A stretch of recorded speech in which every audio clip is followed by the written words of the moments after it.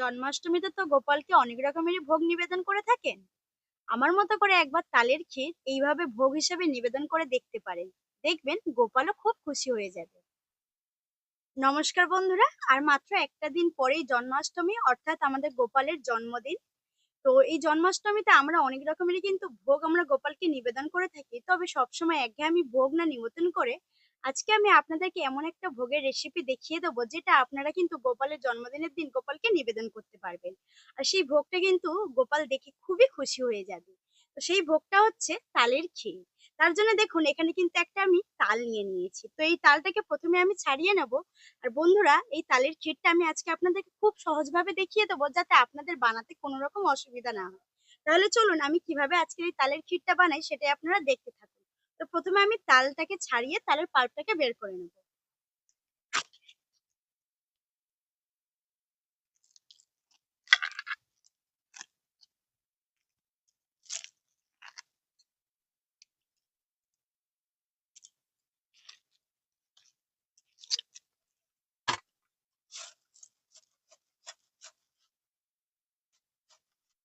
দেখুন, পুরো তালটা থেকে কিন্তু পাল্পটা খুব সুন্দরভাবে আমি বের করে নিয়েছি। এবার আমি এই পাল্পটাকে একটা ছাঁকনির সাহায্যে ছেঁকে নেব।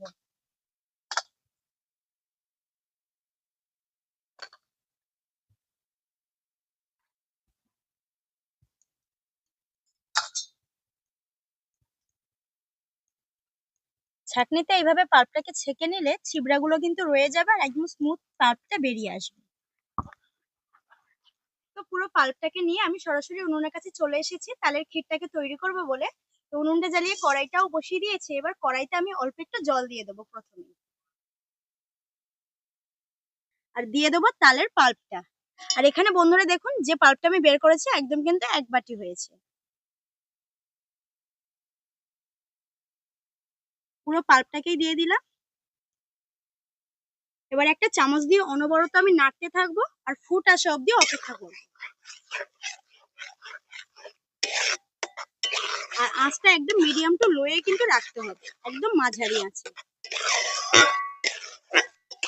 দেখুন, পাল্পের মধ্যে কিন্তু ফুট চলে এসেছে। এবার আমি এই পাল্পের মধ্যে দিয়ে দেবো পরিমাণ মতো চিনি। মানে এক বাটি কিন্তু আমি এখানে পাল্প নিয়েছি, তার জন্য হাফ বাটি নিয়ে নিয়েছি চিনি। তো চিনিটা দিয়ে দিলাম। তবে আপনারা যদি মিষ্টিটা বেশি পছন্দ করেন তাহলে মিষ্টিটা কিন্তু আরো বাড়িয়ে দিতে পারেন। আরো টেস্টি করার জন্য দিয়ে দিচ্ছি আমি কোরানো নারকেল। সবকিছু খুব ভালোভাবে আমি এটাকে মিশিয়ে নেবো, যাতে চিনিটাও গলে যাবে আর সাথে সাথে কিন্তু খুব সুন্দরভাবে একটা শাইনি ভাব চলে আসবে। জানেন বন্ধুরা, এই তালের ক্ষীরটা বানানো কিন্তু খুবই সোজা। শুধুমাত্র সময়টা একটু লাগে ওই তাল ছাড়ানো থেকে তালের পাল্পটা বের করা অবধি। তারপরে কিন্তু একদমই ইজি প্রসেস, যে কেউ দেখলেই কিন্তু বানিয়ে নিতে পারবে।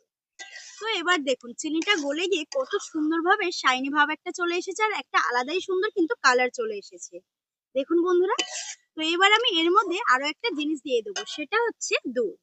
বন্ধুরা, আপনারা চাইলে এখানটায় গরুর দুধও নিতে পারেন। আমি কিন্তু এখানটা প্যাকেটের দুধ নিয়ে নিয়েছি।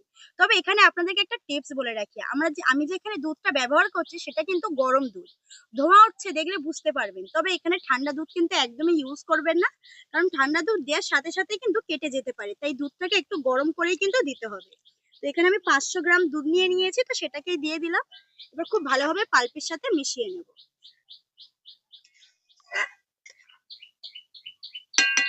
এবার আস্তে আস্তে জাল দিতে থাকবো, দিয়ে ক্ষীরটাকে ঘন করে নেব।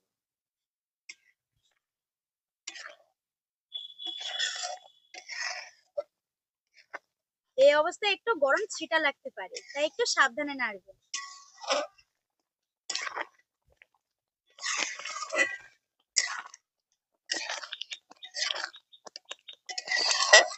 দেখুন বন্ধুরা, তালের ক্ষীরটা কিন্তু ঘন হয়ে এসছে আর তালের ক্ষীরটা প্রায় তৈরি শেষে। তো এবার আমি সব শেষে এই তালের ক্ষীরের মধ্যে দিয়ে দেবো সামান্য একটু লবণ, এতে করে স্বাদটা কিন্তু এনহ্যান্স হবে। আর দিয়ে দেবো হাফ চামচ মতো ঘি, তাহলে স্বাদটা কিন্তু আরো বেড়ে যাবে।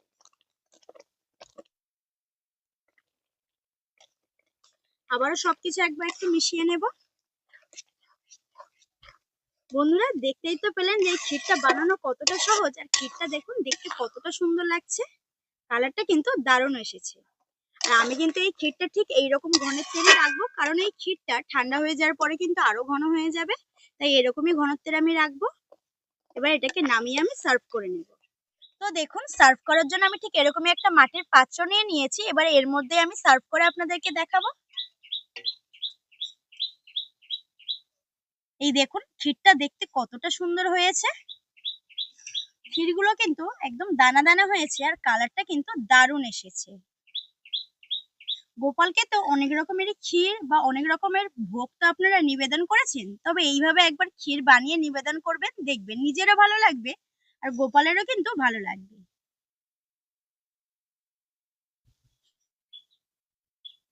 দেখুন পুরো ক্ষীরটাকে আমি বাটির মধ্যে নিয়ে নিয়েছি।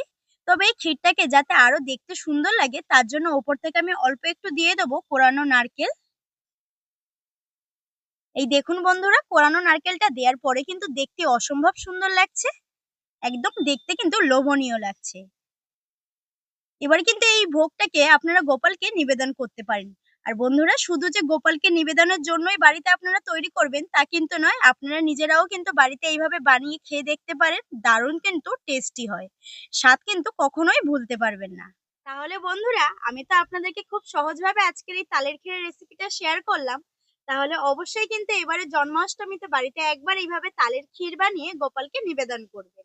আর আজকের আমার এই ভিডিওটা আপনাদের কেমন লাগলো অবশ্যই সেটা আমাকে কমেন্টে জানিয়ে দেবেন। আর ভিডিওটা ভালো লাগলে লাইক শেয়ার করতে একদমই ভুলবেন না। আর আমার এই পুরো ভিডিওটা দেখার জন্য অসংখ্য ধন্যবাদ আপনাদের সবাইকে। আর যারা এখনো পর্যন্ত আমার চ্যানেলটিকে সাবস্ক্রাইব করেননি অবশ্যই আমার ইউটিউব চ্যানেলটিকে সাবস্ক্রাইব করে আর ফেসবুক পেজটিকে ফলো করে আমার পাশে থাকবেন। তাহলে দেখা হচ্ছে পরবর্তী নতুন একটা ভিডিও নিয়ে। ততক্ষণ সুস্থ থাকবেন, ভালো থাকবেন আর সাবধানে থাকবেন। আজকের মতো টাটা।